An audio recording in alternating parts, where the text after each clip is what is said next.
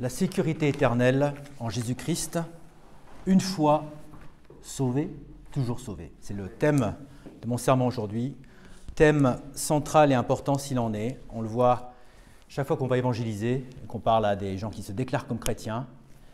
La question à leur poser, c'est, à part le fait d'être sauvé par des œuvres, pas par les œuvres mais par la foi, c'est est-ce qu'on peut perdre son salut?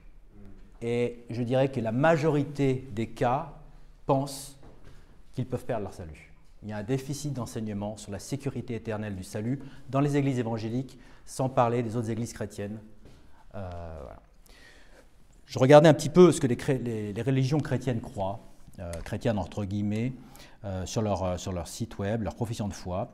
On voit par exemple l'église pentecôtiste, Église de Dieu, dit que l'homme peut à tout moment, après l'expérience de la nouvelle naissance, partir loin de Dieu et mourir dans un état de péché, avec la conséquence de l'enfer. Alors, ce n'est pas tous les pentecôtistes, je dirais mais il y en a beaucoup, je ne sais pas si c'est une majorité, qui croient qu'on peut perdre son salut. Voilà. On le voit aussi dans l'église méthodiste, mais l'église méthodiste qui dit « Notre église enseigne qu'on peut finalement perdre le salut commencé, avec conséquence notre destruction éternelle en enfer. » Voilà. On le voit chez les catholiques, bien sûr. Alors, les catholiques, on le sait, avec leurs péchés mortels, leurs péchés véniels, etc. On voit que l'Église catholique dit que bien que le salut soit un cadeau, ça demande un autre effort. Quand on coupe le lien de charité avec le Christ volontairement, on perd son salut. Voilà. Ça, c'est l'Église catholique.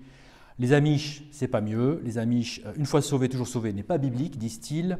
Si on chute, on demande la grâce, et on se reprend rapidement, et on confesse notre péché dans la foi, et on continue notre périple. Donc on peut chuter, perdre son salut, le retrouver, le perdre, etc. Bon. Pour les témoins de Jéhovah, bon, je n'ai même pas envie d'en parler, ni les Mormons, ce n'est pas des chrétiens, on passe. Le salut peut être perdu une fois sauvé, toujours sauvé, est un enseignement contraire à nos croyances, dit l'Église luthérienne. On voit donc les protestants n'ont rien compris. Ensuite, on le voit aussi chez les Torah observers, les messianiques, les Hebrew Roots, qui disent que le salut est un processus.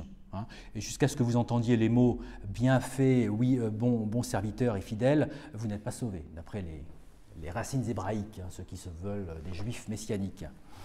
Alors, encore une fois, il y a des variations en fonction des différents groupes. L'Église des Nazaréens dit « bien que vous ayez accepté Christ de tout votre cœur, vous pouvez perdre le salut ». Et puis on continue avec l'Église épiscopale aux États-Unis. Nous ne croyons pas à la sécurité éternelle du croyant. Personne ne peut avoir que l'assurance de salut et de savoir qu'il va au ciel pendant sa vie sur terre. Bon. Les orthodoxes, c'est pareil, c'est par les œuvres, eux, on le sait, donc c'est logique. Il y a une logique si vous avez des œuvres, donc la sécurité éternelle ne peut pas être là, puisqu'on n'est jamais capable de soutenir son salut. Alors, ceux qui reposent uniquement sur la foi, dit l'Église orthodoxe en Christ, prend le risque de perdre leur salut éternel. Voilà. Donc il n'y a pas que la foi. Et puis l'Église adventiste, tu me corrigeras Caroline, le salut peut être perdu. Pour rester sauvé, une personne doit continuellement choisir de rester proche de Dieu. Alors, c'est peut-être pas tous les adventistes, mais en tout cas, voilà. Alors, mon sermon, c'est deux parties, comme à Sciences Po. Première partie, l'affirmation. L'affirmation de la sécurité éternelle. La sécurité éternelle, c'est des centaines de versets. C'est une vérité qui éclate à la figure dans toute la Bible, Ancien Testament comme Nouveau Testament. On ne peut pas le louper, c'est à toutes les pages pratiquement. Et deuxième partie, nous verrons comment les faux docteurs et les fausses doctrines se sont insinués pour aller chercher des versets hors de leur contexte, des versets qui en général ont plus référence au discipulat, à la vie de disciple, à la sanctification et pas au salut éternel, et il ramène ça pour nier la sécurité éternelle et pour nier le « une fois sauvé, toujours sauvé ». Première partie, l'affirmation. Tout d'abord, c'est une promesse de Dieu. Promesse de Dieu. Tite 1, 2. En espérance de la vie éternelle, que Dieu, qui ne peut pas mentir, nous a promis quand? Dès avant la fondation du monde. Dieu savait qu'il n'avait pas fait des robots, Dieu savait qu'on allait chuter. Dieu savait, parce qu'il est hors du continuum espace-temps, comment ça allait se passer, et donc il avait prévu la solution, et il avait promis la solution avant même que tout se passe. Car il ne faut pas oublier que l'agneau de Dieu est sacrifié dès avant la fondation du monde, ça va avec ça, pour nous donner la vie éternelle. 1 Jean 2, verset 25, « Et voici la promesse qu'il nous a promise, c'est-à-dire la vérité éternelle. » Et Jean continue dans 1 Jean 5, 10. Celui qui croit au Fils de Dieu a le témoignage en lui-même. Celui qui ne croit pas Dieu a fait de lui un menteur. Pourquoi? Parce qu'il ne croit pas l'attestation que Dieu a donnée de son Fils. Et ceci est l'attestation que Dieu nous a donné la vie éternelle, et cette vie est dans son Fils. Celui qui a le Fils a la vie. Et celui qui n'a pas le Fils n'a pas la vie. Ces choses, dit Jean, les ai-je écrites à vous qui croyez au nom du Fils de Dieu, afin que vous puissiez savoir que vous avez la vie éternelle, et afin que vous puissiez croire au nom du Fils de Dieu. Et c'est ce même Jean qui écrit dans l'évangile de Jean, cette fois au chapitre 20, verset 30. « Et Jésus fit véritablement beaucoup d'autres signes en présence de ses disciples qui ne sont pas décrits dans ce livre. Mais ceux-ci sont écrits, afin que vous puissiez croire que Jésus est le Christ, le Fils de Dieu, et qu'en croyant, vous puissiez avoir la vie par son nom. » La vie avec un grand V majuscule, la vie éternelle. Dans le contexte. L'évangile dans 1 Corinthiens 15, c'est que Dieu est venu dans la chair, que Jésus-Christ est venu, il s'est offert en sacrifice, il est mort et il est ressuscité le 3e jour, et il nous donne la vie éternelle. Et l'évangile, c'est aussi, comme le dit saint Paul dans Romains 4, verset 5, « Mais pour celui qui n'œuvre pas, mais qui croit en celui qui justifie les impies, sa foi lui est comptée pour droiture. » Donc là, c'est non seulement c'est croire en Jésus-Christ et ne pas œuvrer pour ça, ne pas faire de travail. C'est Jésus qui a fait le travail. C'est Jésus qui a fait le travail. C'est la seule bonne œuvre qui nous sauve, c'est celle de Jésus. Ce n'est pas les nôtres. Et Hébreux, chapitre 5, nous dit « Ayant été rendu parfait, Jésus, donc il est devenu l'auteur du salut éternel, pas d'un salut temporaire, du salut éternel, à tous ceux qui lui obéissent. » Et dans le contexte, obéir à l'évangile, ce n'est pas faire les œuvres, ce n'est pas obéir au commandement. Obéir à l'évangile, c'est croire à l'évangile, puisqu'il est dit dans Romains 10, « Mais ils n'ont pas tous obéi à l'évangile, car Ésaïe dit « Seigneur qui a cru à notre rapport ». On voit le parallélisme entre obéir à l'évangile et croire. Donc, c'est une promesse de Dieu, et c'est aussi une nouvelle naissance. C'est une nouvelle naissance, et c'est important le thème de la naissance, parce qu'une naissance, d'abord, c'est qu'une fois, et ça se fait une fois pour toutes. Jean 3, verset 3. Jésus lui répondit à la femme, à Nicodème, pardon. En vérité, je te dis, à moins qu'un homme ne soit né de nouveau, il ne peut pas voir le royaume de Dieu. Donc il faut naître de nouveau. 1 Jean 5, quiconque croit que Jésus-Christ est né de Dieu, quiconque croit que Jésus-Christ est le Christ, il est né de Dieu. Voilà. Et quiconque aime celui qui l'a engendré, c'est-à-dire Jésus, de Dieu, aime aussi celui qui est engendré de lui, c'est-à-dire le Fils, Jésus. 1 Jean 5, verset 18. Nous savons que quiconque est né de Dieu ne pêche pas, mais celui qui est engendré de Dieu se garde lui-même et le malin ne le touche pas. Pourquoi il ne pêche pas? C'est parce que l'homme spirituel qui naît à la nouvelle naissance ne peut pas pécher. L'homme charnel continue à pécher. Donc nous avons une double nature, comme on le verra plus loin. Et ça, c'est un problème que beaucoup de faux prédicateurs n'arrivent pas à comprendre. Bien-aimés, maintenant nous sommes les fils de Dieu, en ce que nous serons, et ce que nous serons n'apparaît pas encore. Mais nous savons que lorsqu'il apparaîtra, nous serons comme lui, quand nous le verrons comme il est. C'est-à-dire qu'on n'est pas, on est sauvé, on est une nouvelle créature, mais notre corps n'a pas été changé. Il sera changé lorsque Jésus-Christ vient à la résurrection des morts et à l'enlèvement. Et là, on aura non seulement un esprit nouveau, comme on l'a déjà aujourd'hui par la foi, mais aussi un corps glorieux. Éphésiens 1, verset 4. « Selon qu'il nous a choisis en lui, avant la fondation du monde, on revient à ce qu'on a dit tout à l'heure, afin que nous soyons saints et sans reproche devant lui dans l'amour, nous ayant prédestinés à l'adoption comme enfants à lui-même par Jésus-Christ, selon le bon plaisir de sa volonté. » Et Galates le résume bien, Galates 3, 26, c'est important pour l'évangélisation, car vous êtes tous les enfants de Dieu, comment? Par la foi en Jésus-Christ. On devient un enfant par la foi en Jésus-Christ. Et alors, la nouvelle naissance, le fait d'être un fils, ça a quoi comme conséquence? Vous êtes tous le fils de votre, ou la fille de vos parents, et vous savez très bien qu'un fils ou une fille reste toujours l'enfant de ses parents. Et donc, avec Dieu, c'est pareil. On est toujours les enfants de notre Père Céleste. Jean 1, 12. Très important. « Mais à tous ceux qui l'ont reçu, à eux il a donné le pouvoir de devenir les fils de Dieu, c'est-à-dire à ceux qui croient en son nom. » Si on croit, on devient un fils. Parce qu'avant, on est simplement une créature de Dieu.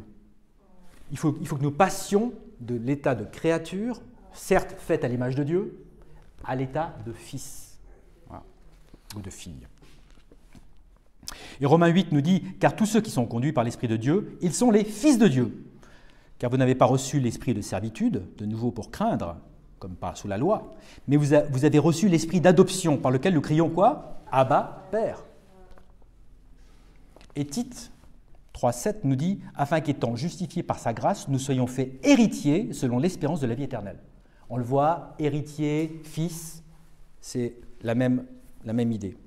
Et Galates 4 nous dit, verset 6, « Et parce que vous êtes fils, Dieu a envoyé l'Esprit de son Fils dans vos cœurs, criant « Abba, Père ». C'est pourquoi tu n'es plus un serviteur, hein, on revient à ce qu'on on est plus sur la servitude, on n'est plus un serviteur, mais un fils. Et si un fils, alors un héritier de Dieu par le moyen de Christ. Donc voilà, nouvelle naissance, état de fils, qui est un état durable, un état éternel dans notre cas, et la création, comme je le disais tout à l'heure, d'un nouvel homme. Ce nouvel homme, Romains 6, 23 nous le dit, tous les hommes, hein, car le salaire du péché est la mort, mais le don de Dieu est la vie éternelle par l'intermédiaire de Jésus-Christ, notre Seigneur. Donc le nouvel homme, il ne pêche pas. Et Romains 4 nous dit, béni est l'homme à qui le Seigneur n'imputera pas le péché. 1 Jean 3, 9, quiconque est né de Dieu ne commet pas de péché, car sa semence reste en lui et il ne peut pécher parce qu'il est né de Dieu. Donc, si le nouvel homme que nous sommes en Jésus-Christ ne pêche pas, la conséquence logique, c'est quoi?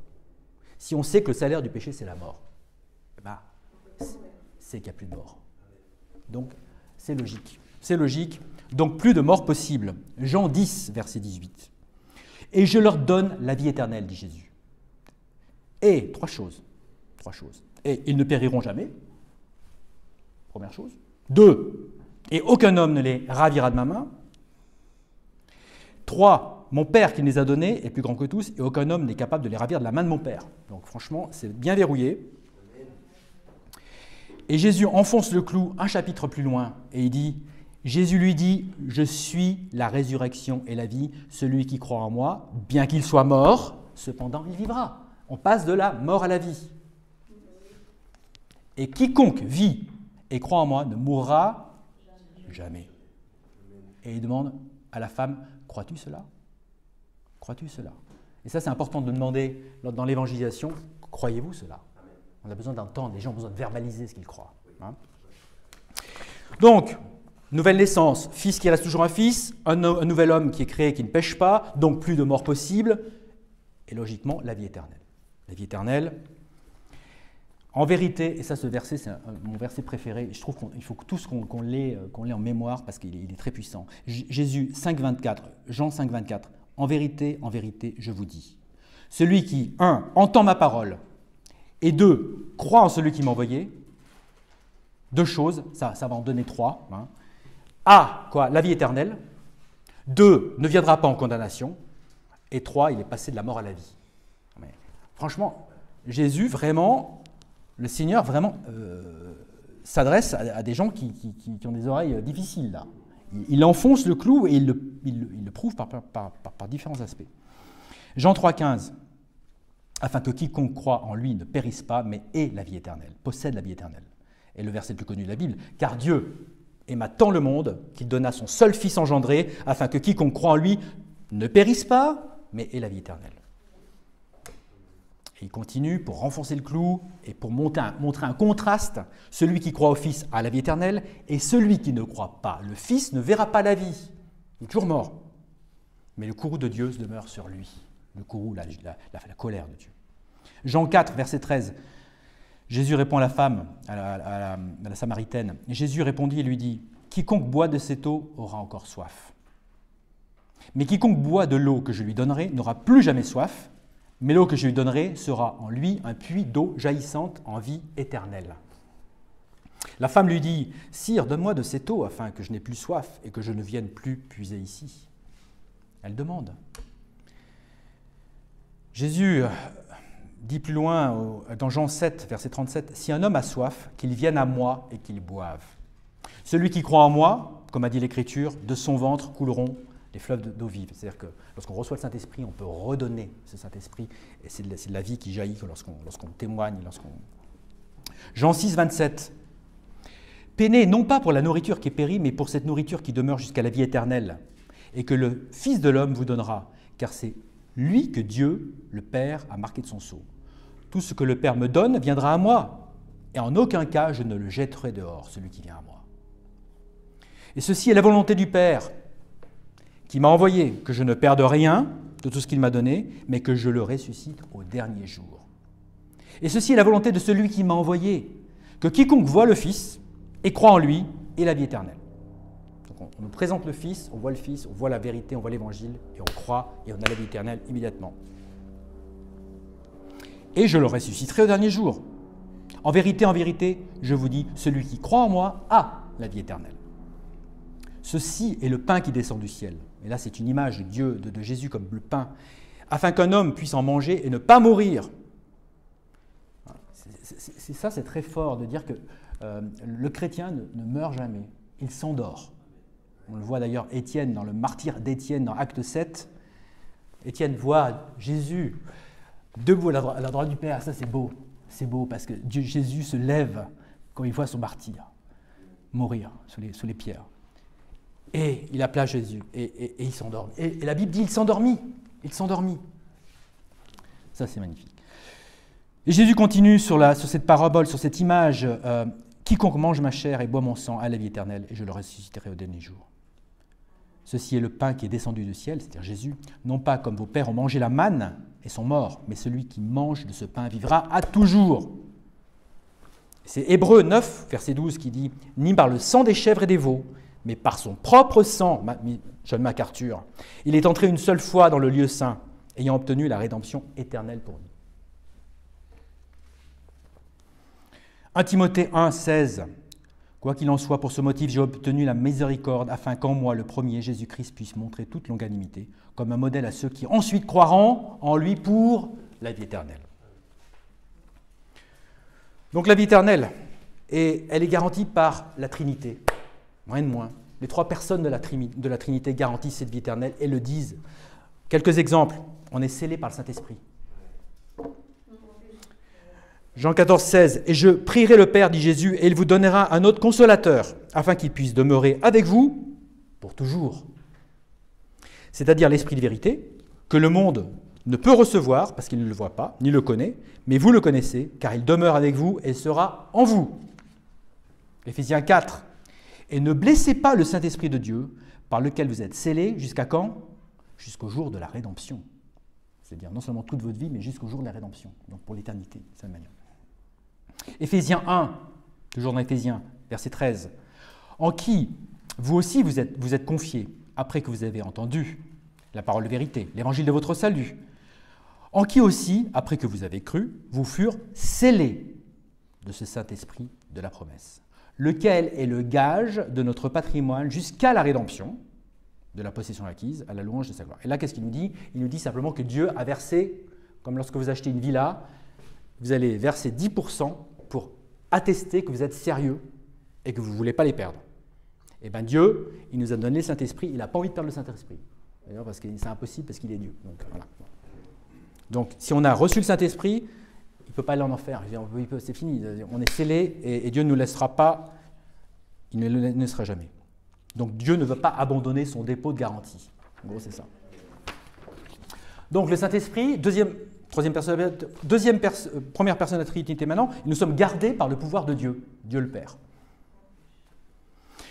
1 Pierre 1, verset 3. « Béni soit le Dieu et Père de notre Seigneur Jésus-Christ, lequel, selon son abondante miséricorde, nous a engendrés de nouveau en une espérance vivante par la résurrection de Jésus-Christ d'entre les morts, pour un patrimoine incorruptible, qui ne peut pas et non souillé, et qui ne peut se flétrir, réservé au ciel pour vous. » Lorsque vous faites une réservation, c'est pour être sûr d'avoir la chambre d'hôtel. Voilà. Et donc, vous avez une place réservée au ciel pour vous par Dieu. Vous qui êtes gardés par le pouvoir de Dieu au moyen de la foi, au salut, qui est prêt à être révélé au dernier moment. Donc, on est gardés par le pouvoir de Dieu. Il n'y a pas plus grand pouvoir. Et Romains 8 nous dit « Qui nous séparera de l'amour de Christ ? Sera-ce tribulation, ou détresse, ou persécution, ou famine, ou nudité, ou péril, ou épée? Car je suis persuadé que ni mort, ni vie, ni ange, ni principauté, ni pouvoir, ni choses présentes, ni choses à venir, ni hauteur, ni profondeur, ni aucune autre créature ne sera capable de nous séparer de l'amour de Dieu qui est en Christ Jésus, notre Seigneur. Est-ce qu'il vous faut encore des preuves? Je vais vous en donner une dans l'Ancien Testament, parce que c'est bien aussi de vous montrer que l'Évangile est le même entre l'Ancien Testament et le Nouveau Testament. Psaume 121, verset 7. « Le Seigneur te préservera de tout mal. Il préservera ton âme. » Pas ton corps, ton âme. « Le Seigneur préservera tes allées et venues dès maintenant et même à tout jamais. » Hébreux 13, verset 5, « Que votre comportement soit sans convoitise et soyez satisfaits de ce que vous avez, car il a dit, « Jamais je ne te laisserai ni ne t'abandonnerai. » Et maintenant, la troisième personne de la Trinité, qui est la deuxième en fait, et nous sommes garantis par Jésus-Christ. En plus de ce qu'on a dit tout à l'heure. Jude, verset 1, « Le serviteur de Jésus-Christ et frère de Jacques, à ceux qui sont sanctifiés, on est directement sanctifié par Dieu le Père, et préservé en Jésus-Christ. » Donc non seulement on est préservé par Dieu, mais ensuite scellé par le Saint-Esprit, mais on est préservé en Jésus-Christ. Maintenant, à celui qui est capable de vous empêcher de tomber et de vous présenter sans faute devant la présence de sa gloire avec une excessive joie. Au seul Dieu sage, notre Sauveur, soit gloire et majesté, domination et pouvoir, et maintenant et à toujours. Amen. Hébreux 12, regardant à Jésus, l'auteur et le finisseur de notre foi. Il a commencé quelque chose, il le finit. Ça, c'est aussi une garantie. L'auteur et le finisseur de notre foi, qui, pour la joie qui était placée devant lui, a enduré la croix, méprisant la honte, et s'est assis à la main droite du trône de Dieu. Et pour terminer sur ces garanties par Jésus-Christ, spécifiquement par Jésus-Christ, 2 Timothée 4, 18, « Et le Seigneur me délivrera de toute œuvre mauvaise et me préservera jusqu'à son royaume céleste. À lui soit la gloire. Pour toujours et toujours. Amen. » Philippiens 1, 6, « Étant confiant de cette chose même, que celui qui a commencé une bonne œuvre en vous l'exécutera jusqu'à quand? Jusqu'au jour de Jésus-Christ. » Je ne sais pas s'il vous faut d'autres, et c'est qu'un petit échantillonnage. C'est rien du tout par rapport au nombre de versets. On a vu les trois personnes de la Trinité rappelées par différents moyens redondants pour assister sur le salut éternel. Malgré tout, c'est une vérité que beaucoup veulent fausser, que beaucoup veulent anéantir, puisque sans cette vérité, les gens vont chercher à accéder au salut par les œuvres et n'auront jamais le salut. Donc c'est pour ça, en partie 2, nous allons voir maintenant les fausses affirmations contre cette doctrine importante de la sécurité éternelle. En effet, il faut faire attention, parce que comme le dit 2 Pierre 3,16, comme aussi dans toutes ces épîtres, il parle de ces choses dans lesquelles il y a certaines choses difficiles à comprendre, lesquelles ceux qui sont sans instruction et instables déforment, comme aussi ils le font des autres écritures à leur propre description. Donc les gens vont chercher, les faux prophètes vont chercher des versets et vont déformer les Écritures pour amener cette fausse doctrine selon laquelle on pourrait perdre son salut. Donc ils vont chercher des versets, ils vont les isoler, ils vont les tirer de leur contexte, ou alors ils vont prendre des versets qui ne se rapportent pas au salut, mais qui se rapportent à la sanctification, au discipulat, ou à la sanctification personnelle, voilà. Et ils vont en faire des doctrines pour essayer de faire croire qu'on peut perdre son salut.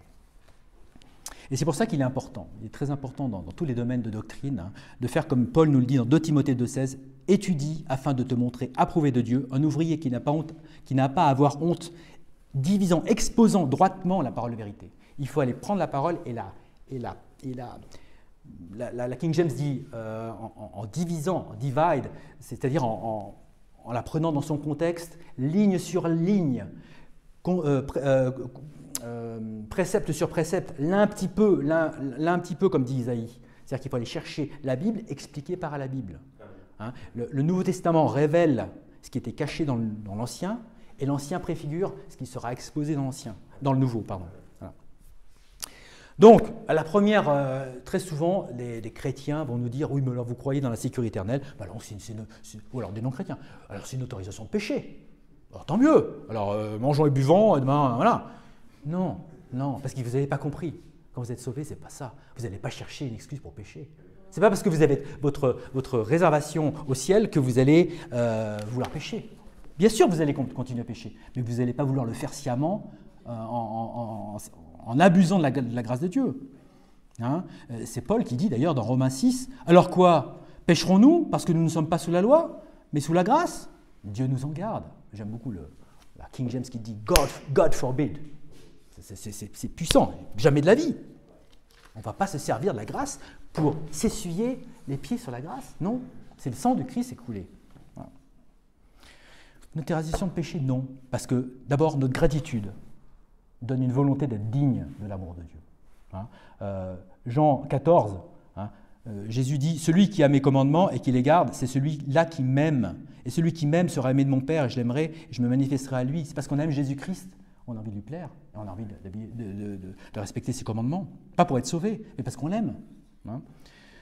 1 Thessaloniciens 2, 12, « Afin que vous marchiez d'une manière digne de Dieu, qui vous a appelé à son royaume et à sa gloire. » On veut être digne de Dieu. On veut être digne de ce glorieux salut. On veut être digne de ce sauveur. On veut être digne de notre Dieu. Donc on ne va pas s'amuser à pécher pour pécher, non, non. Et Colossiens 1,10 nous dit « Afin que vous puissiez marcher d'une manière digne du Seigneur, en le satisfaisant en tout, étant fructueux en toute bonne œuvre et croissant dans la connaissance de Dieu. Fortifié avec toute puissance selon son pouvoir glorieux, en toute patience et longanimité. Remercions le Père, lequel nous a rendus aptes à être participants à l'héritage des saints. » Et cette aptitude, ce n'est pas le fait d'être apte, comme quoi il y aurait certaines personnes aptes au salut. Non, c'est être participant, être un disciple, un serviteur à l'héritage des saints, dans la lumière. Alors, ce n'est pas une autorisation de péché, aussi parce que les œuvres ont leur place pour le tribunal du Christ. Non seulement on aime Jésus, non seulement on veut être digne, mais aussi on veut avoir des récompenses, on veut qu'il nous, voilà, on compte là-dessus, on croit ce que dit Jésus, on croit ce qu'il nous dit. Hein. 2 Corinthiens 5, « Car nous devons tous comparaître devant le siège du jugement de Christ, afin que chacun puisse recevoir des choses faites étant dans son corps, selon ce qu'il a fait, soit bien, soit mal. » On va être jugé, ça va être la récompense des Césars, si vous voulez, des Césars. C'est-à-dire qu'on va avoir des récompenses, des médailles, c'est des jeux, voilà. Ce ne sera pas pour être sanctionné, ce sera pour recevoir des récompenses. 1 Corinthiens 3, « Car aucun homme ne peut poser d'autre fondation que celle qui est posée, laquelle est Jésus-Christ. » Donc il y a la fondation qui est Jésus-Christ, hein. Ça, c'est l'œuvre qui a été faite, elle est fondée. Maintenant, si quelque homme bâtit sur cette fondation, donc on va faire des œuvres, parce qu'on est assis sur ce salut, on a le salut. Hein. Alors, maintenant, si quelque homme bâtit sur cette fondation avec de l'or, de l'argent, des pierres précieuses, donc il y a 3 choses bonnes qu'on peut bâtir, ou du bois, du foin et du chaume, 3 choses qui ne valent rien. Hein. L'œuvre de chaque homme sera rendue manifeste, car le jour la déclarera, parce qu'elle sera révélée par le feu. Et le feu éprouvera de quelle sorte est l'œuvre de chaque homme. Si l'œuvre de quelqu'un qui aura bâti dessus subsiste, il en recevra une récompense. Super. Si l'œuvre de quelqu'un est brûlée, hein, le bois, le foin et le chaume, il en subira la perte, mais lui-même sera sauvé, cependant, comme au travers du feu. Il sera sauvé quand même, mais il n'aura pas de récompense. Troisième idée qui montre que lorsqu'on est sauvé, on n'a pas envie de pécher sciemment et on a envie de plaire à Dieu, c'est qu'un fils, il le châtie. On a vu tout à l'heure qu'on y avait la nouvelle naissance. On a vu tout à l'heure qu'on était des fils. Mais un fils, il le châtie. Il le châtie où? Puisqu'il ne l'envoie pas en enfer, il va le châtier où? Ça va être un châtiment temporel. Sur cette terre, le chrétien va être châtié par Dieu. Hébreux 12 nous dit, car qui le Seigneur aime, il châtie et fouette tout fils qu'il reçoit. Si vous endurez le châtiment, Dieu agit envers vous comme envers des fils. Car quel fils est celui dont le Père ne châtie pas? Celui qui épargne la verge, le bâton du dos du jeune garçon, il fait quelque chose de très mal. Il le hait. Et si tu corriges ton enfant, tu le sauveras de l'enfer même.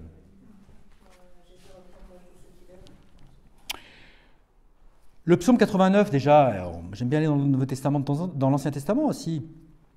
Psaume 89, verset 26. « Il me criera, tu es mon Père, mon Dieu est le roc de mon salut.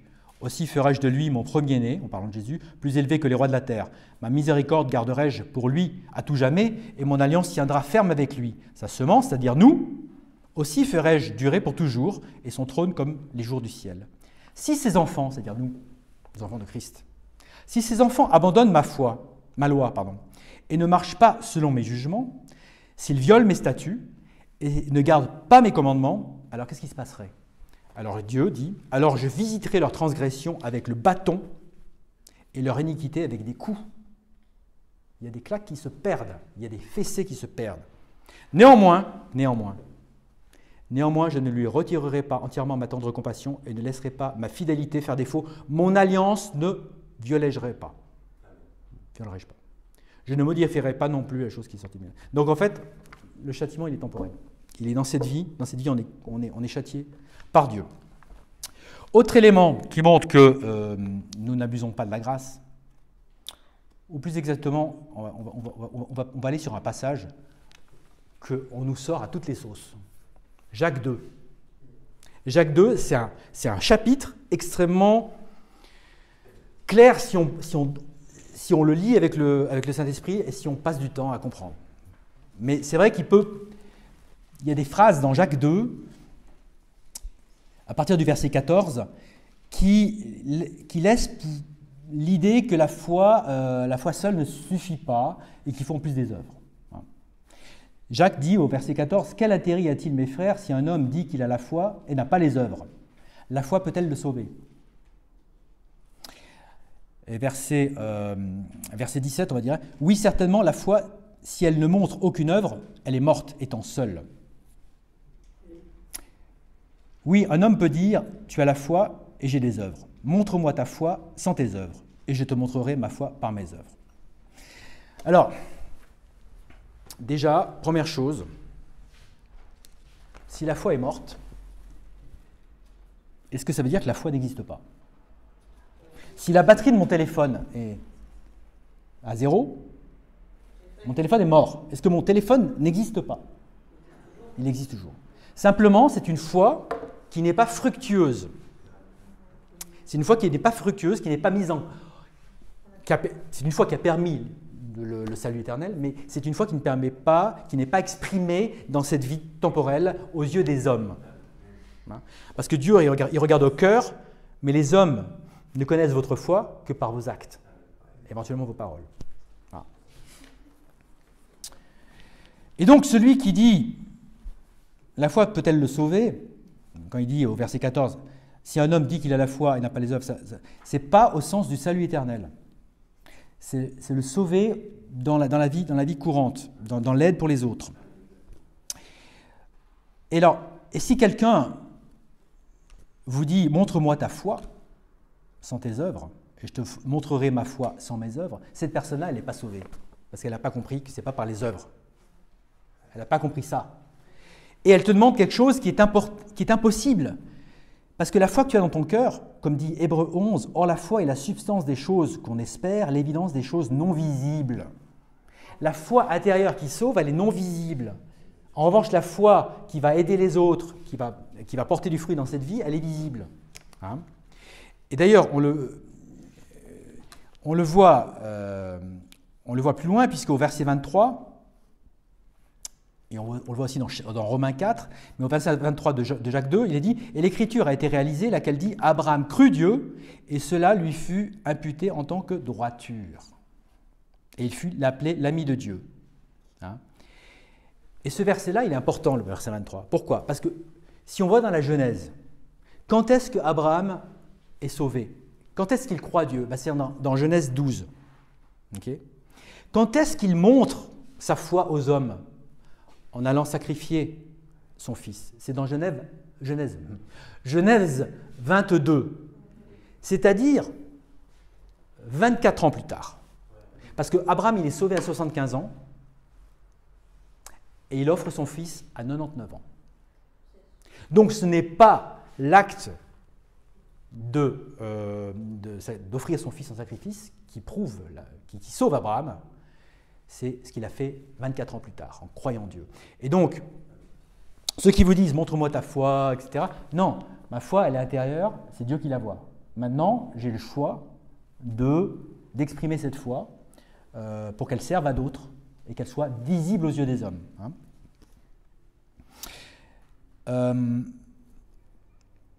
Autre chose dans Jacques 2, pour terminer sur ce chapitre qui est très important, il y a un moment où il est dit au verset 19 « Tu crois qu'il y a un seul Dieu, tu fais bien.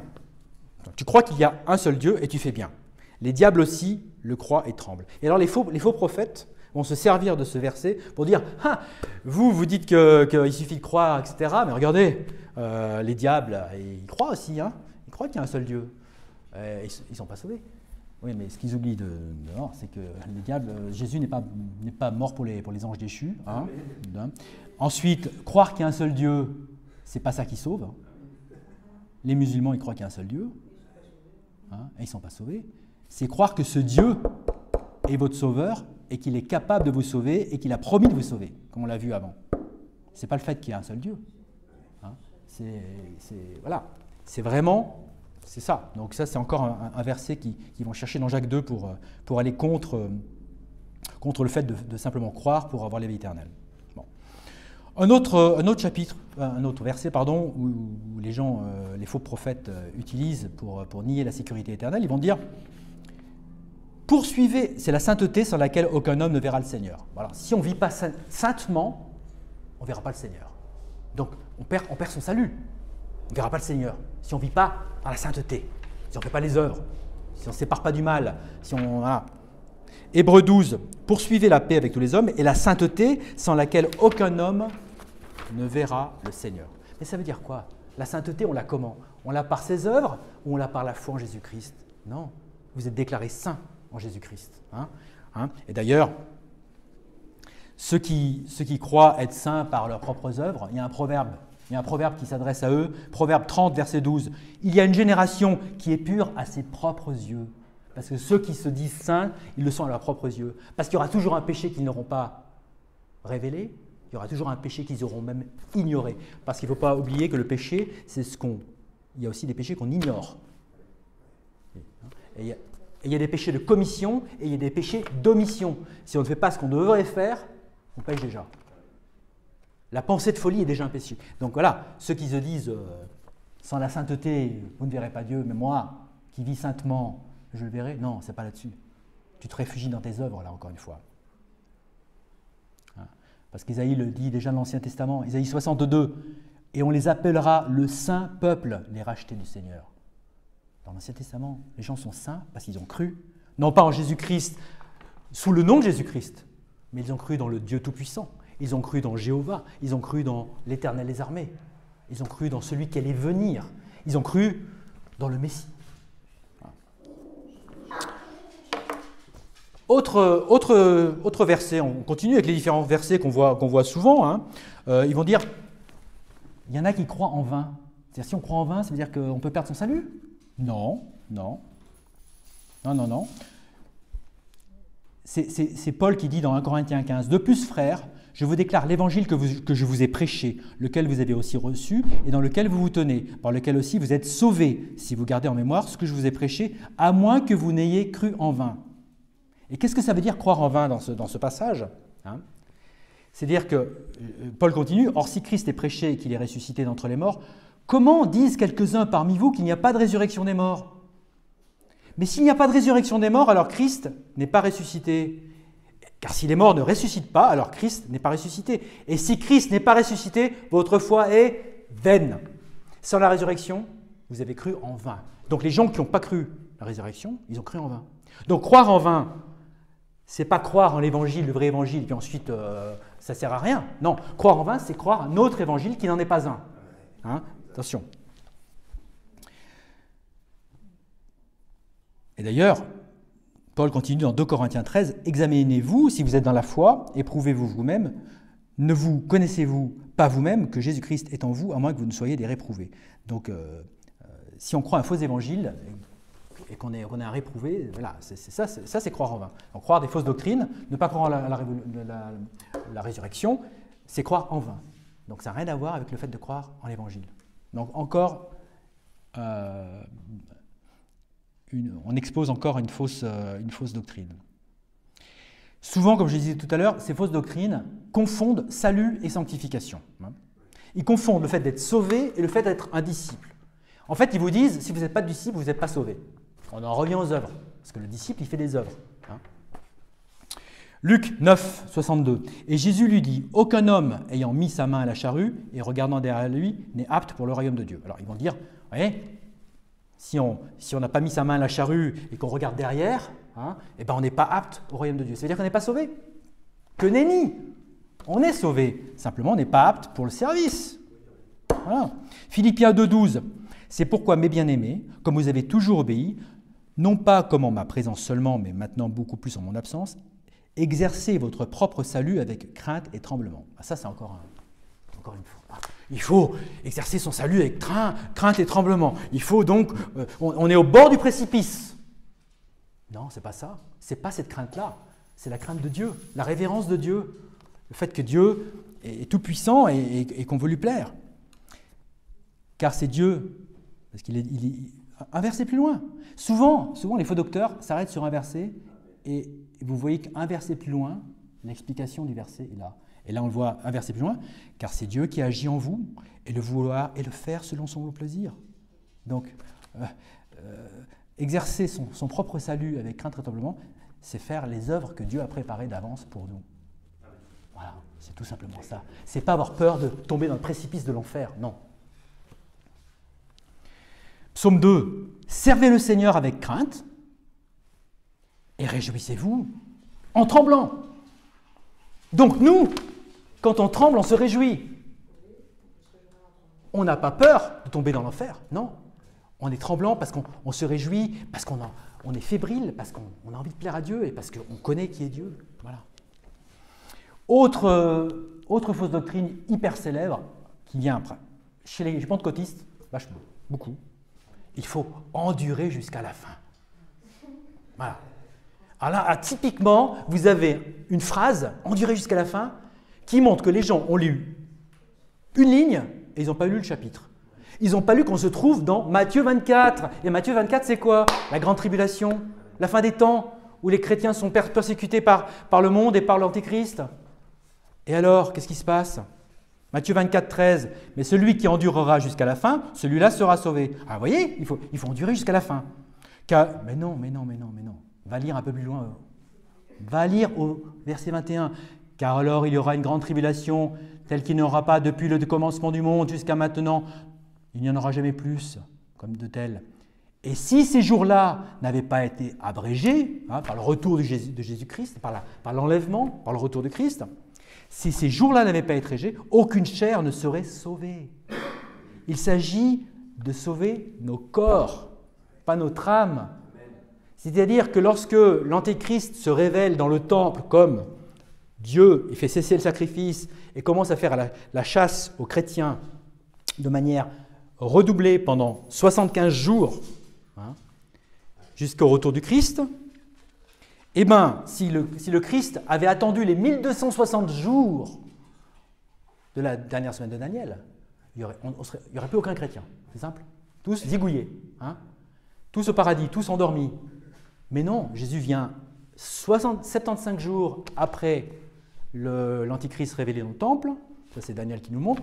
Et donc, ces jours-là étant abrégés, il y a des chrétiens qui vont être sauvés physiquement.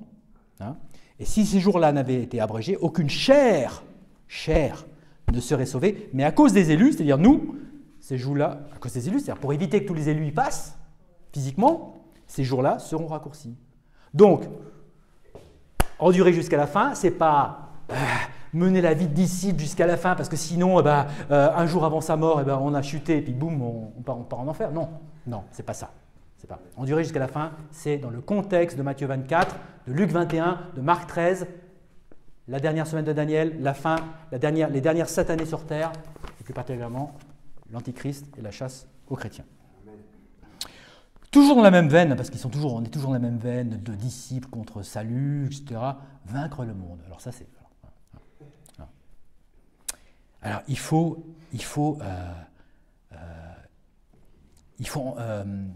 à celui qui, en anglais, qui overcome, celui qui endurera, celui qui l'emportera.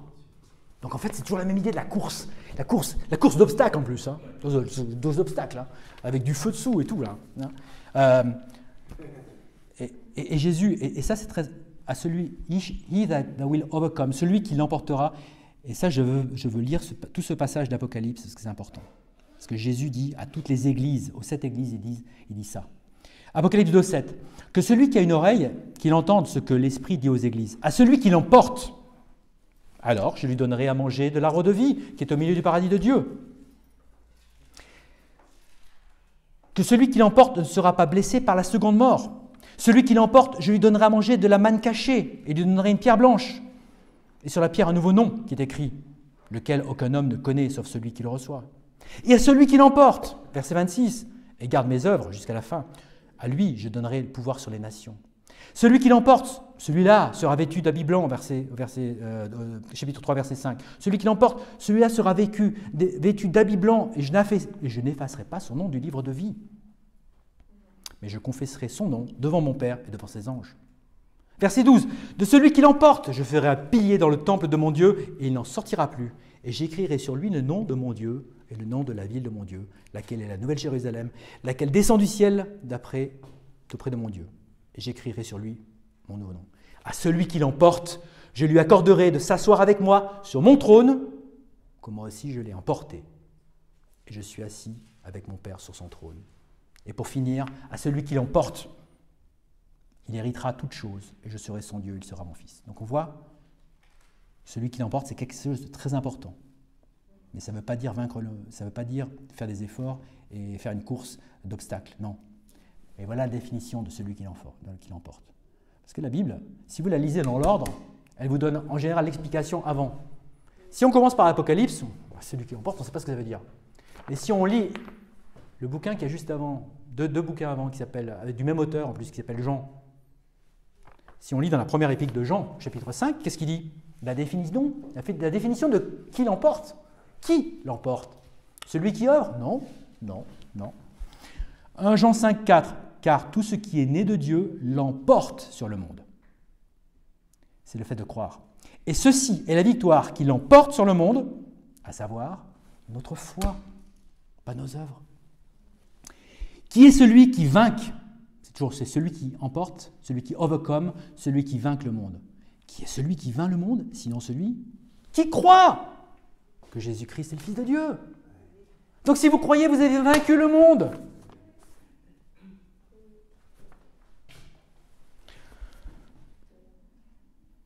On revient un petit peu sur les œuvres, encore une fois. Là. Faut-il observer la loi pour être sauvé ? Romains 2, 13. Qui nous dit, ça pourrait le laisser supposer, car ce ne sont pas les auditeurs de la loi qui sont juste devant Dieu, mais ceux qui exécutent la loi qui seront justifiés. Il faut respecter la loi pour être... Alors théoriquement, oui. Théoriquement, si on faisait la loi à 100%, on n'aurait pas besoin, mais on a tous péché. Tous ont péché sans priver de la gloire de Dieu. Mais ça, c'est débunké par Galates 2,16. Sachant qu'un homme n'est pas justifié par les œuvres de la loi, mais par la foi en Jésus-Christ, par la foi de Jésus-Christ d'ailleurs, c'est-à-dire la doctrine. Nous avons, dis-je, cru en Jésus-Christ afin que nous puissions être justifiés par la foi de Christ et non pas par les œuvres de la loi, car par les œuvres de la loi, nulle chair ne sera justifiée. Romains 3, 28. Par conséquent, nous concluons qu'un homme est justifié par la foi sans les actions de la loi. Il a vraiment compris qu'on était des durs de la feuille. Hein. Il insiste. Galates 5, Christ est devenu en effet, à votre égard, sans effet, pour quiconque parmi vous est justifié par la loi.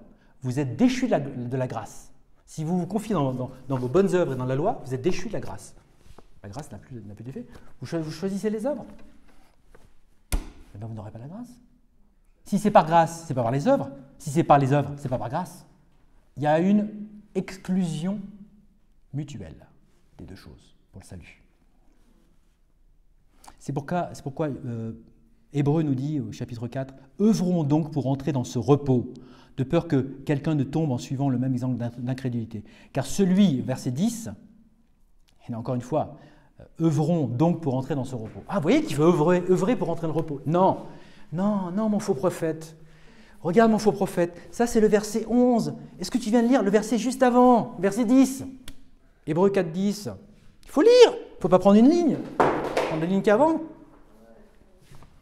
Qu'est-ce qu'il dit dans Hébreux 10 ? Un verset, c'est même pas un chapitre, c'est un verset avant.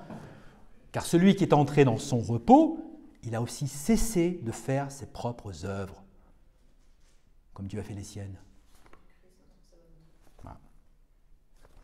On continue, c'est toujours la même histoire. En fait, on en revient, c'est toujours œuvre contre foi. Faut-il payer un prix pour notre salut ? Alors c'est sûr, le disciple, il va payer un prix. Il va donner de lui-même, le disciple, c'est sûr, pour la vie de disciple. Mais pour le sauver, il ne va rien payer. Luc 14, et quiconque, alors ça c'est Jésus qui dit, et quiconque ne porte pas sa croix et ne vient pas après moi ne peut être ma brebis ? Non, mon disciple, pas mon sauvé, pas mon fils, non, mon disciple. Un fils peut ne pas être un disciple. Un disciple peut ne pas être un fils, typiquement Judas. Il était disciple, il n'était pas fils. Le fils prodigue, qui ne fait pas la volonté de son père, qui part pendant 7 ans loin de son père, que son père même croit mort, quand il revient, il n'a pas été disciple, hein, il n'a pas aidé son père comme son frère. Non, mais il revient parce qu'il est fils.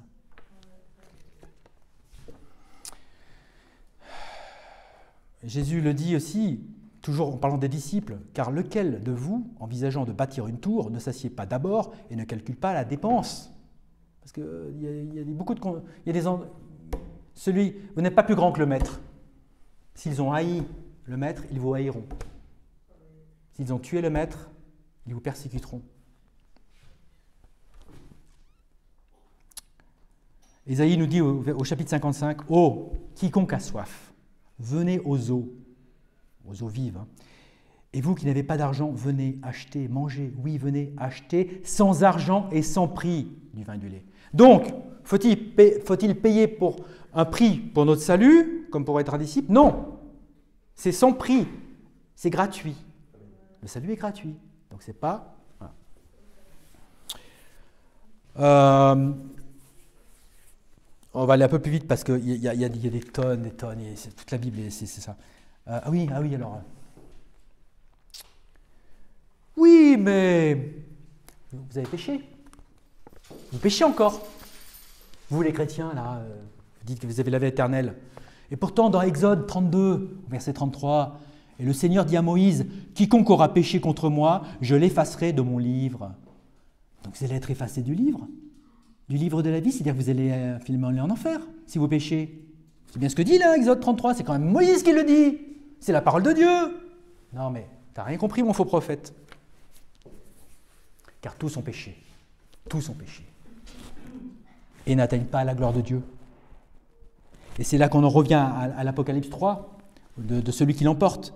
Celui qui l'emporte, celui-là sera vêtu d'habits blancs, et je n'effacerai pas son nom du livre de vie, mais je confesserai son nom devant mon Père et devant ses anges. Lorsqu'on est créé, on est tous dans le livre de vie. C'est le livre dans lequel Dieu a mis toutes ces créatures humaines. Mais il y a un moment, si la personne n'est pas sauvée, où Dieu va effacer ce nom. Ça peut se faire à la mort, lorsqu'il n'y a plus de possibilité de salut. Ça peut même se faire, dans certains cas, durant la vie de la personne, lorsqu'il s'agit de la réprobation, lorsque des gens, ayant rejeté Dieu plusieurs fois, plusieurs reprises, deviennent des réprouvés et sont incapables de croire et donc d'être sauvés. Et là, ils sont rayés du livre de la vie. Donc tous ont péché dans tel palaga, mais celui qui est né de Dieu l'emporte sur le monde. Et ceci est la victoire qui l'emporte sur le monde, à savoir notre foi. Qui est celui qui vainque le monde, sinon celui qui croit que Jésus-Christ est Jésus. Donc, on ne peut pas être rayé du livre de la vie. Voilà, encore une preuve s'il en fallait. Une chose très importante que les faux prophètes ne comprennent pas. Ils ne comprennent pas la différence entre disciple et fils, et ils ne comprennent pas la double nature en Jésus-Christ d'un Fils. Le Fils, il a une double nature. En tant que croyant, en tant que sauvé, j'ai une double nature. J'ai ma nature ancienne, le vieil homme qui pêche, et le nouvel homme spirituel assis dans les lieux célestes qui ne pêche pas, lui. C'est pour ça qu'on comprend que Jean fait une contradiction apparente, un paradoxe apparent. Dans la Bible, il y a beaucoup de paradoxes apparents. Lorsque vous voyez une contradiction dans la Bible, je ne parle pas des fausses versions de la Bible, je parle de la vraie Bible. Les fausses versions de la Bible, c'est plein de contradictions dans tous les sens. On n'en parle même pas. Je parle de la vraie Bible. Dans la vraie Bible, dans la vraie version, dans la King James anglaise, et c'est les autres versions basées sur le texte reçu, il y a beaucoup de paradoxes, mais ces paradoxes sont facilement démontables si on divise correctement la parole, comme je disais tout à l'heure. C'est pour ça que notre double nature fait que 1 Jean 3 nous dit que quiconque est né de Dieu ne commet pas le péché, car sa semence reste en lui, il ne peut pécher car il est né de Dieu. Et en même temps, dans 1 Jean 1, c'est-à-dire 2 chapitres avant, il nous dit « Si nous disons que nous n'avons aucun péché, nous nous trompons nous-mêmes et la vérité n'est pas en nous. » Donc il faut savoir, on pêche ou on ne pêche pas? Les deux, mon colonel, les deux. On pêche et on ne pêche pas. On a une partie de nous qui pêche et une partie de nous qui ne pêche pas. Une partie spirituelle ne pêche pas, et une partie physique, charnelle, vieil homme, pêche. Et Jésus le dit bien, il l'explique bien. Jésus 3, à Nicodème, Jésus répondit, en vérité, je te le dis, à moins qu'un homme ne soit né d'eau et de l'esprit. Donc on voit, le vieil homme, il est né d'eau par sa mère, physiquement, et il naît de l'esprit en croyant en Jésus-Christ. Donc double naissance, ok? Ça c'est le nouvel homme. Et il ne peut entrer dans le royaume de Dieu. Ce qui est né de la chair est chair, vieil homme, eau. Ce qui est né de l'esprit est esprit, esprit, nouvelle naissance. Donc, Jésus dit à Nicodème, ne sois pas surpris de ce que je t'ai dit, vous devez être né de nouveau. Bénis sont les purs de cœur car ils verront Dieu, c'est des gens qui sont nouveaux, etc. etc. Alors, oui, on sait bien que le cœur de l'homme est trompeur. Jérémie 17, le cœur de l'homme est trompeur par-dessus toute chose et désespérément mauvais. Qui peut le connaître? Ça, c'est le vieil homme. Le cœur du vieil homme, il est mauvais. Mais le nouvel homme, il a un autre cœur. Il a un nouveau cœur. Okay? 1 Samuel 10. Et l'Esprit du Seigneur viendra sur toi, en parlant de Saül, le roi Saül, et tu prophétiseras avec eux, avec les prophètes, et tu seras changé en un autre homme. On voit que Saül,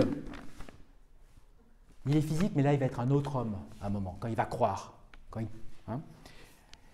Et il arrivera ainsi qu'aussitôt qu'il lui tournait le dos pour quitter Samuel, Dieu lui donna un autre cœur.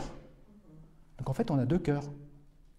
On a le cœur ancien, mauvais, desperately wicked, désespérément méchant, et on a un nouveau cœur. Dieu lui donna un autre cœur, et tous ces signes arrivèrent ce jour-là. Et c'est pour ça qu'il y a cette dualité. Cette dualité, on doit absolument, non seulement le réaliser, mais en plus, Éphésiens 4 nous dit « Et que vous revêtiez le nouvel homme, lequel est créé d'après Dieu, en droiture et véritable sainteté. » Donc c'est un choix. Il faut revêtir le nouvel homme. Il faut décider de marcher selon l'esprit et arrêter de marcher, d'en faire ce peu, selon la chair. Vous savez combien de minutes là? Il me reste combien de temps là? Je n'ai pas calculé le temps. Enfin bon, on continue. Les bonnes choses, de toute façon, il faut que ça rentre. Oui, mais Jésus dit, il vous reniera si nous le renions. 2 Timothée 2,12. Si nous souffrons, nous régnerons aussi avec lui. Si nous le renions, il nous reniera aussi. Il va nous renier? Non. Là, il s'agit des récompenses. Si on renie Christ dans ce monde, il va nous renier des récompenses. Il va peut-être nous enlever des récompenses et des bénédictions. Mais en revanche, regardez, ça c'était les faux prophètes. Lisez un verset plus loin. Si nous ne croyons pas, il demeure cependant fidèle. Il ne peut se renier lui-même. Si à un moment on perd la foi, on a des doutes, comme Saint Pierre a eu un doute, eh bien, Jésus ne s'est pas renié. Et il a continué à le tenir dans sa main. Nul ne me vainc.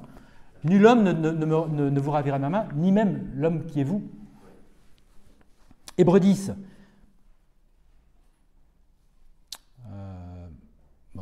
Je vais en repasser. Donc voilà, il ne régnera pas. On continue toujours avec les versets sortis de leur contexte, ceux qui reculent vers la perdition. Or le juste vivra par la foi, mais si quelqu'un recule, mon âme, dit Dieu, ne prendra aucun plaisir en lui. Alors est-ce qu'on peut reculer en tant que chrétien et Dieu va nous enlever le salut? Non. Mais nous ne sommes pas de ceux qui reculent vers la perdition, mais de ceux qui croient au salut de l'âme. C'est-à-dire que, en fait, ce qui se passe, c'est que dans Jean 12, Jésus dit « Et moi, si je suis élevé de la terre, j'attirerai, I will draw en anglais, j'attirerai tous les hommes vers moi. » Ok? Donc il attire tous les hommes vers lui. Ok? Mais le problème, c'est que tous ne vont pas accepter. Beaucoup sont appelés, peu sont élus. Donc il y a des gens qui vont, comme on dit en anglais, vont draw back. Ils vont reculer. Hein? Et c'est ça, ceux qui reculent vers la perdition, ce n'est pas les sauvés, c'est ceux à qui on a présenté l'évangile et qui refusent l'évangile. Hein? Jude nous le dit au verset 23, « Quant aux autres, sauvez-les avec crainte, les arrachant hors du feu. » Donc on essaye de les arracher hors du feu lorsqu'on va évangéliser, mais certains vont préférer rester en direction du feu. Donc, ceux qui reculent vers la perdition, ce n'est pas un chrétien qui perd le salut, c'est ceux qui refusent le salut. Puisqu'on parle de feu, faut-il demeurer en Christ pour ne pas être brûlé, soi-disant en enfer, les faux prophètes? Si vous ne demeurez pas en Christ, vous allez être brûlé, donc vous allez perdre votre salut. Donc la sécurité éternelle, c'est quoi? Non. Jean 15. Jésus dit « Je suis la vigne et vous êtes les branches. Celui qui demeure en moi et moi en lui, celui-là apporte beaucoup de fruits. Car sans moi, vous ne pouvez rien faire. Vous ne pouvez pas produire de fruits. Si un homme ne demeure pas en moi, il est jeté dehors comme une branche et se dessèche, et les hommes les ramassent et les jettent dans le feu, et elles sont brûlées. » Ah, c'est l'enfer, ça? Non, c'est pour le service. C'est une parabole, c'est une image. N'allez pas utiliser une parabole, une image, plus loin que le but de cette image. Une image n'est jamais totalement conforme à la réalité. C'est un aspect de la réalité qui est mis en avant. Donc les branches qui sont brûlées, ce sont les serviteurs qui sont impropres au service. Ce sont les serviteurs, y compris des chrétiens sauvés, qui refusent le service. Et bien qu'est-ce qui se passe? Jésus dit, tu ne veux pas me servir, tu es mon fils, je te mets de côté. Je ne me sers plus de toi. Mais tu es toujours un fils. Ça n'a rien à voir avec l'enfer. Ce n'est pas parce que les branches sont brûlées que c'est l'enfer. C'est la parabole du service, une parabole du discipulat, encore une fois. Okay? C'est pour ça que Paul dit, 1 Corinthiens 9, « Je maîtrise mon corps et je l'amène en suggestion, de peur que d'une manière quelconque, lorsque j'ai prêché aux autres, je ne sois moi-même rejeté. » Rejeté de quoi? De la vie éternelle? Non, du service. Le mot « reprobate » en anglais peut être utilisé des fois pour le service. Et là ce n'est pas le mot « reprobate », c'est le mot « rejeté »,« cast away ». Okay? Oui, mais les faux prophètes disent « Mais Jésus dit qu'il faut que vous soyez plus justes que les scribes et les pharisiens. Quand je vois ta vie, là, tu es sauvé, tu as la nouvelle naissance, mais quand je vois ta vie, les scribes et les pharisiens, les pharisiens, ils sont beaucoup plus justes. Ils ont une vie sainte. » Mais vous n'avez pas compris les faux prophètes. Matthieu 5 nous dit effectivement, car je vous dis que si votre droiture ne surpasse pas la droiture des scribes et des pharisiens, en aucun cas vous n'entrerez dans le royaume du ciel. Okay. Mais c'est quoi qui nous donne une justice au-delà de celle des scribes et des pharisiens? C'est tout simplement Romains 4. Alors même que David aussi décrit la félicité de l'homme en qui Dieu impute la droiture sans les œuvres, disant, bénis sont ceux dont les iniquités sont pardonnées et dont les péchés sont couverts, béni est l'homme à qui le Seigneur n'imputera pas le péché. Les scribes et les pharisiens, ils voulaient faire des œuvres. Religieux, la religion c'est une œuvre. Aller à la messe c'est une œuvre. Faire les 5 piliers de l'islam c'est une œuvre. Non, ce qui nous sauve c'est l'imputation, le crédit, l'input de la justice de Christ sur votre vie. Le sang du Christ qui vous lave de tout péché et qui vous donne sa justice. C'est pour ça que vous êtes plus juste que les scribes et les pharisiens, sans rien faire. Je continue, bon, je vais sauter quelques trucs. Oui, Hébreux 6. Avec Jacques II, Hébreux 6. Hébreux 6, verset 4. Car il est impossible, pour ceux qui ont été une fois éclairés et qui ont goûté au don céleste et qui ont été faits participants de l'Esprit Saint et qui ont goûté la bonne parole de Dieu et les pouvoirs du monde à venir, s'ils abandonnent, de les restaurer de nouveau à la repentance, vu qu'ils crucifient de nouveau pour eux-mêmes le Fils de Dieu et l'exposent à une honte évidente. Mais ça, Hébreux 6, ce ne sont pas des chrétiens ce sont des gens qui ont été éclairés. Ça veut dire quoi être éclairé? Ça ne veut pas dire être sauvé, non. Puisqu'il est dit par exemple dans Éphésiens 1 que les yeux de votre compréhension soient éclairés afin que vous puissiez connaître quelle est l'espérance de sa vocation. Être éclairé, c'est être au courant de comment ça se passe pour être sauvé. Être éclairé, c'est savoir qu'il y a un monde spirituel. C'est savoir que la Bible dit qu'il faut être sauvé, qu'on est pécheur, qu'on va en enfer si on n'est pas au bénéfice de la grâce. C'est ça être éclairé, c'est pas être sauvé. Hein? Jean 6 nous dit, Jésus parle de celui qui mange mon corps. Hein? Et là on voit ceux qui ont goûté. Goûter, ce n'est pas manger. Vous voyez ? Donc Hébreux 6, ce sont des gens qui ont été éclairés, qui n'ont pas reçu l'évangile, mais qui ont été au courant. Ce sont des gens qui ont goûté, mais qui n'ont pas mangé, qui n'ont pas bu le sang du Christ, qui n'ont pas mangé le corps du Christ. Hein. Ils ont eu une idée. Hein. Et enfin, il est dit, dans Hébreux 6, qui ont été faits participants de l'Esprit Saint. Être participant de l'Esprit Saint, ce n'est pas forcément être sauvé. Vous avez le grand prêtre qui a arrêté Jésus, il a parlé, il a prophétisé selon l'Esprit Saint, il n'était pas sauvé. L'ânesse de Balaam, un animal, a prophétisé verbalement, elle n'est pas sauvé. Donc, Hébreux 6, si on va vous ramener, les religieux vont vous le ramener. Hein. Hébreux 6, il est impossible à ceux qui ont été éclairés, goûtés, participants, s'ils abandonnent l'un, ça ne veut pas dire que c'est des gens c'est pas des gens qui ont été sauvés, des gens qui ont approché. Hein, et ce sont des gens qui souvent ont tellement approché la vérité qu'ils l'ont refusée, sont des réprouvés très souvent. Hein. Voilà. Donc voilà. Et on le voit. Hein, Hébreux 6 toujours continue. Car si la terre qui s'imbibe de la pluie qui vient sur elle et qui produit des plantes appropriées pour ceux par qui elle est préparée reçoit la bénédiction, etc.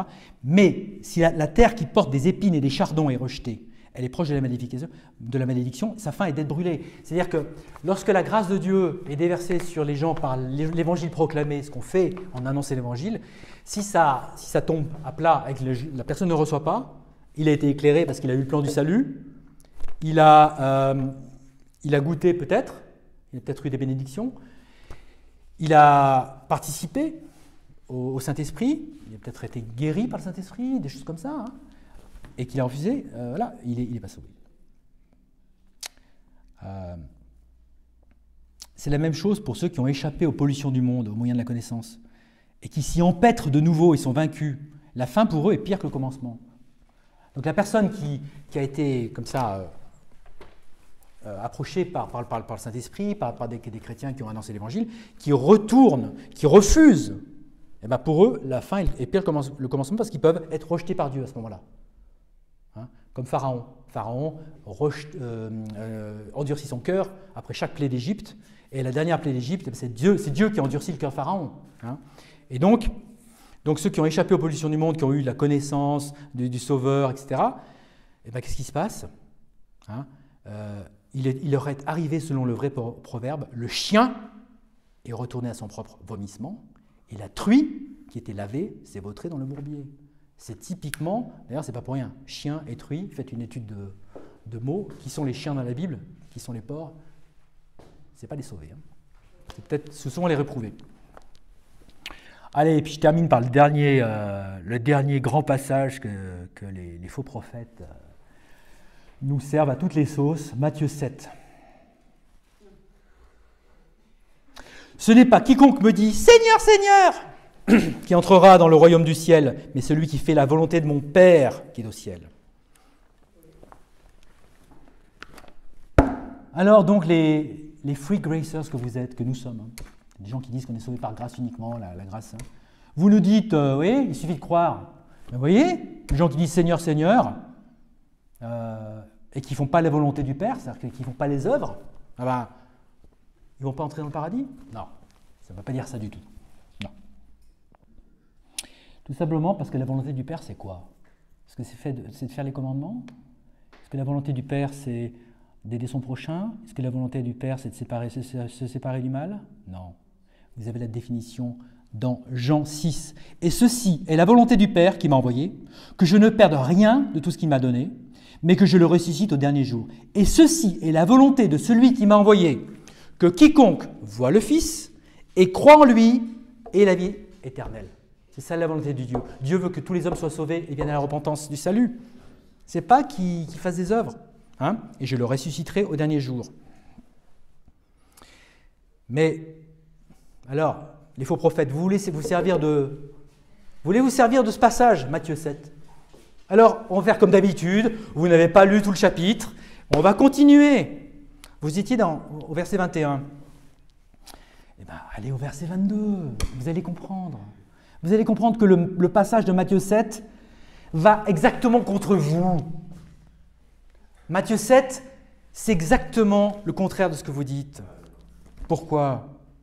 Parce que Jésus dit, « Beaucoup me diront en ce jour-là, « Seigneur, Seigneur, n'avons-nous pas prophétisé en ton nom et chassé les diables en ton nom et fait beaucoup d'œuvres merveilleuses en ton nom? Et alors je leur déclarerai, je ne vous ai jamais connu. Retirez-vous de moi, vous qui pratiquez l'iniquité. » Matthieu 7 prouve que ceux qui se confient dans leurs œuvres et qui vont arriver devant l'entrée du paradis en disant « Seigneur, Seigneur, j'ai été un bon fils, un bon père, j'ai été un bon mari, j'ai aimé les animaux, aidé les pauvres, j'ai fait les pèlerinages et donné mon argent à l'église, donc je suis une bonne personne. » À ces gens-là, il leur dira « Je ne vous ai jamais connu. » Ce qui est important, ce n'est pas que Dieu connaisse vos œuvres et ne vous connaisse pas vous. Ce qui est important, c'est que Dieu vous connaisse vous et ne reconnaisse pas vos œuvres pour le salut. Vous voyez l'inverse? C'est un petit peu comme Born Twice, Dead Once. Si vous êtes connu de Dieu, mais pas pour vos œuvres, c'est bon. Si vous êtes connu pour vos œuvres, qui sont par définition mauvaises, puisqu'elles sont sans l'Esprit Saint, mais que vous n'êtes pas connu de Dieu, c'est pas bon. Ok? Donc, il leur dira, je ne vous ai jamais connu, retirez-vous de moi, vous qui pratiquez l'iniquité. Et c'est simple, tout simplement parce que, quand je dis que nous qui sommes connus de Dieu, il ne connaît plus nos œuvres mauvaises. Il les a oubliées. Il les a mis aussi loin que l'Est est loin de l'Ouest. Hein? Puisque Hébreux 8 nous dit « Car je serai miséricordieux à l'égard de leur injustice et de leurs péchés et de leurs iniquités, je ne me souviendrai plus jamais. » Donc, nous qui sommes connus de Dieu, il ne connaît plus nos mauvaises œuvres, mais ceux qui se confient dans leurs œuvres, il les connaît. Il connaît leurs péchés, mais il ne les connaît pas eux. Voilà. Christ est devenu sans effet à votre égard. Pour quiconque parmi vous est justifié par la loi, vous êtes déchus de la grâce. Ce sont ceux qui se confient dans leurs œuvres. Bon, j'ai terminé. Juste un petit filet sur le problème des fous. Là, j'ai parlé de gens qui avaient la King James. Là, j'ai parlé de faux prophètes qui avaient des versions bonnes de la Bible, du texte reçu. L'ancienne Osterwald, peut-être la Martin, l'ancienne Bible de Genève du XVIIe siècle, la Diodati italienne, la Reina Valera Antigua espagnole, la Bible de Luther. Oui, là on est resté dans ce contexte-là, de la bonne Bible. Le problème, c'est que toutes les fausses versions de la Bible, les perversions de la Bible, qu'on voit, la Seconde et tous ces trucs-là, le problème, c'est que ces fausses versions, elles pourrissent le débat de la sécurité éternelle, puisque non seulement elles disent des faussetés, mais en plus les versets sont trafiqués. Un exemple, et j'en prendrai qu'un, 1 Pierre 2,2. La Bible dit « Désirez comme des bébés nouveau-nés le lait pur de la parole afin que vous puissiez croître. Donc, le jeune chrétien, il va lire la parole et il va se nourrir de la parole pour croître dans la connaissance de Dieu, dans le service, etc. Mais les fausses versions, elles vont dire quoi? Elles vont rajouter, par exemple, afin que vous puissiez croître vers votre salut. Donc le salut n'est pas immédiat, n'est pas une nouvelle naissance, mais c'est un processus. Vous voyez? Donc je ne parle pas, là j'ai, dans mon sermon, je n'ai pas voulu parler des problèmes des fausses versions, qui a fait l'objet d'un sermon il y a 1 an à peu près. Allez sur la chaîne de Pierre, vous verrez. Conclusion, on y arrive. Donc, la conclusion qu'on peut tirer, c'est attention aux versets tirés hors de leur contexte. Et le contexte, c'est souvent le verset d'avant ou d'après. Très important. Ou le chapitre. Il est très important lorsque vous étudiez la Bible, ou que vous lisez la Bible, 3 choses. Texte, contexte, co-texte. Il y a le texte, verset d'avant, verset d'après. Il y a le contexte du chapitre, du livre, et il y a les co-textes et les autres textes dans la Bible qui expliquent. Hein, très important. Hein. Alors, qui contredisent la sécurité éternelle. La sécurité éternelle est indissociable de l'Évangile. Lorsque vous annoncez l'Évangile, c'est un point, c'est le dernier point en général, l'avant-dernier point avant de prier avec les gens et qui demandent à Dieu le salut, qui demandent le cadeau. Il faut absolument leur demander, est-ce que vous pouvez perdre votre salut? S'ils vous disent, oh, peut-être si je... Et il faut forcer la dose. Si tu fais un gros péché, est-ce que tu peux perdre ton salut? Et là, il faut qu'il soit adamant, il faut qu'il soit catégorique.